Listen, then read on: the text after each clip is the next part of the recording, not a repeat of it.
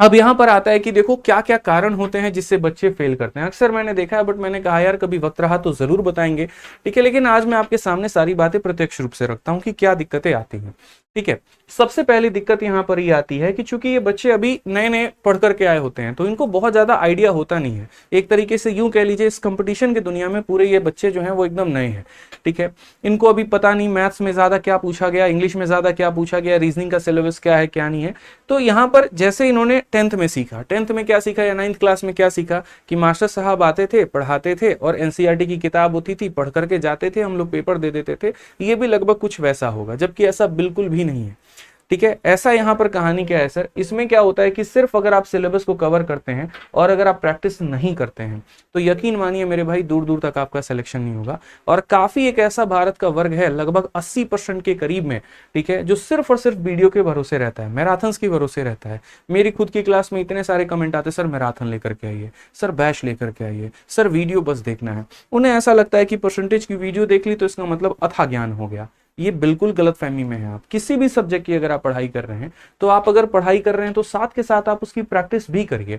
आपको करना पड़ेगा प्रैक्टिस अगर आप इस नौकरी को चाहते हैं तो। अगर आप मैथ्स पढ़ रहे हैं तो आप मैथ्स की प्रीवियस ईयर के क्वेश्चंस लगाइए, आप इंग्लिश पढ़ रहे हैं तो उसकी क्वेश्चंस लगाइए, क्योंकि जब तक नाउन पढ़ने के बाद में आप नाउन के सवाल नहीं लगाओगे, आप कैलेंडर पढ़ने के बाद में कैलेंडर के सवाल नहीं लगाओगे, तो वीडियो से तो अब देखो कैलकुलेशन की वीडियो होती है, कितने सारे ट्रिक्स अवेलेबल है इंटरनेट पे, लेकिन उसमें से आपको पेपर के समय कितना याद आता है, कितनी सारी चीजें आप यहां पर अप्लाई कर पाते हो, ठीक है। क्यों ऐसा होता है कि आपके मॉक में मार्क्स नहीं बढ़ते हैं? तो यही कारण है क्योंकि प्रैक्टिस की कमी आपके अंदर में होती है। आप थोड़ा उससे दूर भागना पसंद करते हैं। वीडियो इंटरेस्टिंग लगता है, मजा आता है तो आप उसको देख तो लेते हैं, लेकिन जब बात प्रैक्टिस की आती है, खुद की कलम चलाने की आती है, वो थोड़ा कष्टदायक आपको लगता है और ये नुकसान बहुत गंदा मार जाता है आपके पेपर में।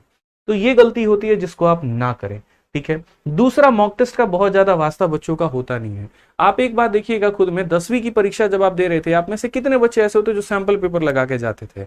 बहुत कम। लेकिन जो लगा करके जाते थे उनका कॉन्फिडेंस और बाकी लोगों का कॉन्फिडेंस में जमीन आसमान का फर्क होता है। सेम उसी आधार पर मैं यहां भी बोलूंगा कि आपको साथ के साथ मॉक टेस्ट देते रहना चाहिए। जब आपका सिलेबस 50 से 60% हो जाता है तब आप यहां पर क्या करो, सेक्शनल पेपर देना शुरू कर दो, ठीक है। चाहे मैथ्स का मॉक टेस्ट हो गया, रीजनिंग का अलग हो गया, ये हो गया, ठीक है, कि मैथ्स पढ़ लिया तो मैथ्स के सेक्शनल दे रहे हैं, रीजनिंग पढ़ लिया तो रीजनिंग के दे रहे हैं, और 50 से 60% सिलेबस हो गया तो हफ्ते में एक पेपर तो शुरू से देने की आदत डालो। मैं मानता हूं कि सारे बच्चों के पास में लैपटॉप की सुविधा नहीं होती है, सारे बच्चे मॉक टेस्ट की सीरीज नहीं खरीद सकते हैं, तो कोई प्रैक्टिस सेट की बुक है तो वहां से आप प्रैक्टिस कर लीजिए, कोई पीडीएफ है टेलीग्राम पर है तो आप वहां से प्रैक्टिस कर लीजिए। तो इस बात का आप यहां पर ध्यान रखिए। तीसरा, काफी ऐसे बच्चे हैं चैप्टर का तो अंदाजा है, ट्रिक्स के तो पते हैं, लेकिन प्रीवियस ईयर अभी भी उनके टिप्स पर नहीं है। मैं मानता हूं सबसे पहला कदम है कि प्रीवियस ईयर आपका टिप्स पर होना चाहिए, जैसे 21 का पेपर, 22 का पेपर और 23 का पेपर। और जब 3 साल के पेपर को आप खत्म कर लो, उसके बाद में आपको थोड़ा इरेलीवेंट टाइप भी जाना है या किसी टीचर के क्वेश्चंस लगाने हैं, कोई किताब लगानी है, कोई बुक्स लगानी है तो लगाओ, लेकिन पहले इस प्रीवियस ईयर के ऊपर में बहुत ही अच्छी पकड़ बना करके चलो, ठीक है कि आप जब पढ़ाई कर रहे हैं तो सिर्फ और सिर्फ बेसिक अप्रोच के आधार पर ना रहें।